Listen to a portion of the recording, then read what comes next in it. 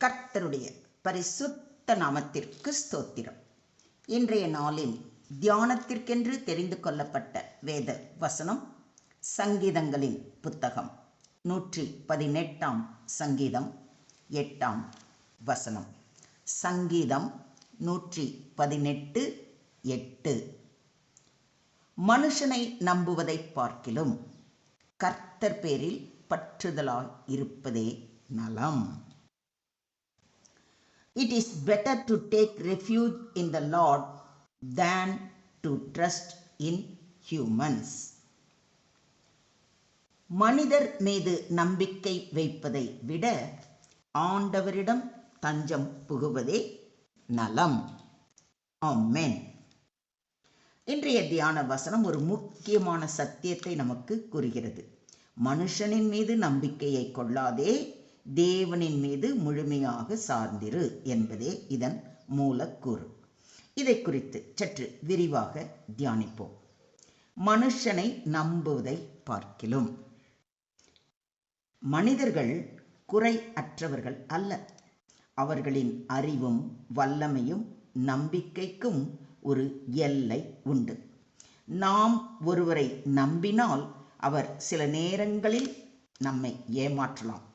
நம்மிடம் நல்ல எண்ணம் இருந்தாலும் மற்றவர்களுக்கு நாம் உதவ நினைக்கும் பொழுதோ அல்லது நாம் ஏதாவது செய்யும் பொழுதோ சிக்கல்கள், மனமாற்றங்கள் அல்லது தவறுகள் ஏற்படலாம். மனுஷன் மேல் நம்பிக்கை வைத்து மாம்சமானதை தன் புயபலமாக்கிக் கொண்டு கர்த்தரை விட்டு விலகுகிற இருதயமுள்ள மனுஷன் சபிக்கப்பட்டவன் என்று கர்த்தர் சொல்கிறார் என்பதை எரேமியா 17:5 வாசிக்கிறோம். கர்த்தர் பேரில் பற்றுதலாய் இருப்பதே நலம் என்று சொல்லப்பட்டிருப்பதை கவனியுங்கள். தேவனின் மீது பற்றுதலாய் இருப்பது பாதுகாப்பும் நன்மையும் தரும். தேவன் ஒருபோதும் ஏமாற்றாதவர். அவர் எல்லாமே அறிந்தவர். மனுஷன் உதவ முடியாத இடத்திலும் தேவன் விசித்திரமாக செயல்படுகிறார். கர்த்தர் மேல் நம்பிக்கை வைத்து கர்த்தரை தன் நம்பிக்கையாக கொண்டிருக்கிற மனுஷன் பாக்கியவான். But blessed in the man who trusts in the Lord, whose confidence is in him என்று சொல்வதை எரேமியா 17:7 வாசிக்கிறோம். மனிதர் மேல் நம்பிக்கை வைத்தால் நாம் ஏமாறலாம். ஆனால் கர்த்தரிடம் நம்பிக்கை வைக்கிற ஒவ்வொருவரும் ஆசீர்வதிக்கப்படுகிறார்கள். இது நம் வாழ்க்கையின் அடித்தள உண்மையாக இருக்க வேண்டும்.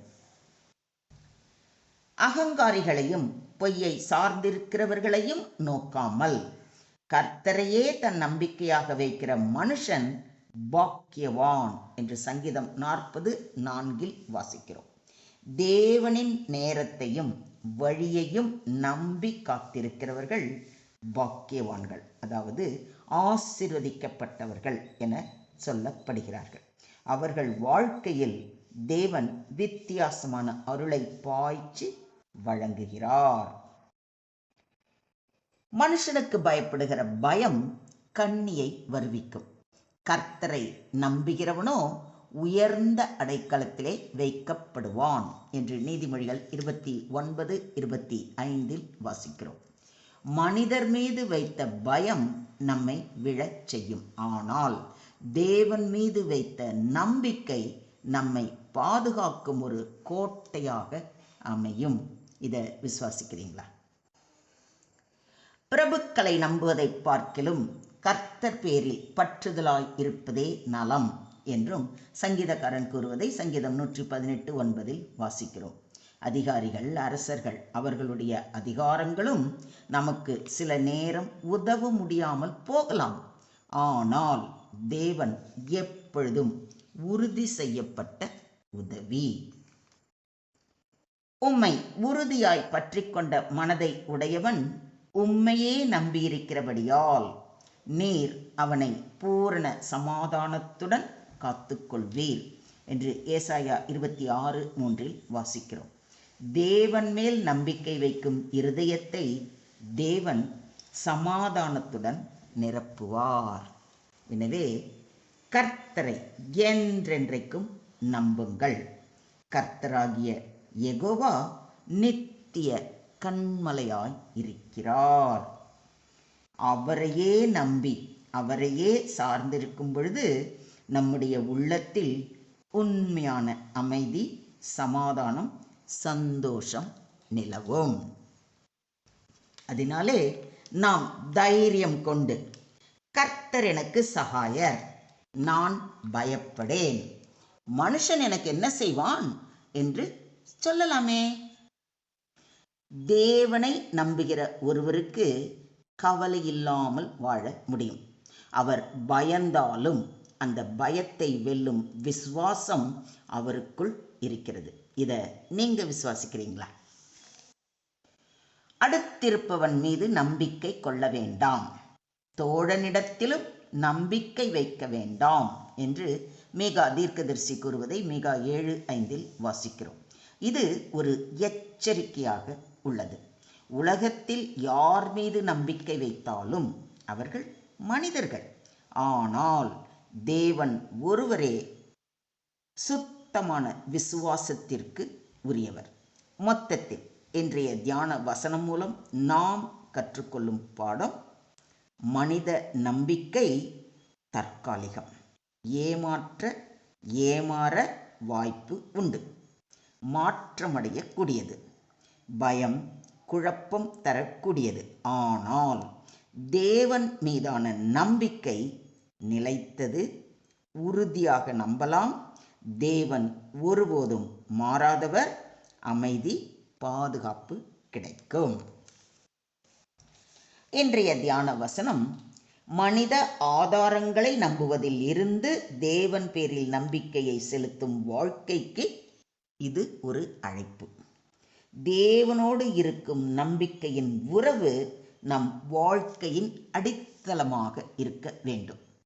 தாவீது, மோசே, எஸ்தர், அன்னாள் எல்லோரும் கர்த்தரையே பரிபூரணமாக விசுவாசித்தார்கள், நன்மைகளை பெற்றார்கள் என்ற பரிசுத்தவான்களின் அனுபவம் நமக்கு ஒரு பாடமாக அமையட்டும். All trusted God beyond people and God never failed them. இதே விசுவாசமும் நம்பிக்கையும் நம்மிடத்தில் இருக்கும் பொழுது தேவன் ஒருபோதும் நம்மை வெட்கப்பட்டு போக விட மாட்டார். இதையும் ஒத்துக்கிறீங்களா? உன் சுய புத்தியின் மேல் சாயாமல் உன் முழு இருதயத்தோடும் கர்த்தரில் நம்பிக்கையாய் இருந்து உன் வழிகளில் எல்லாம் அவரை நினைத்துக்கொள். அப்பொழுது அவர் உன் பாதைகளை செவ்வைப்படுத்துவார் என்ற சத்தியத்தை மனதில் கொண்டவர்களாய் அவர் பாதம் பணிவோம். ஸ்தோத்திரம் ஆண்டவரே, ஸ்தோத்திரம் கர்த்தாவே, ஸ்தோத்திரம் ஸ்தோத்திரம் ஸ்தோத்திரம். எங்களை அதிகமாய் நேசிக்கிற எங்கள் அன்பின் தகப்பனே, உம்மை நன்றியோடு துதிக்கிறோம், ஸ்தோத்தரிக்கிறோம் அப்பா. மனித நம்பிக்கை தற்காலிகம், தேவனின் நம்பிக்கை நிலையானது.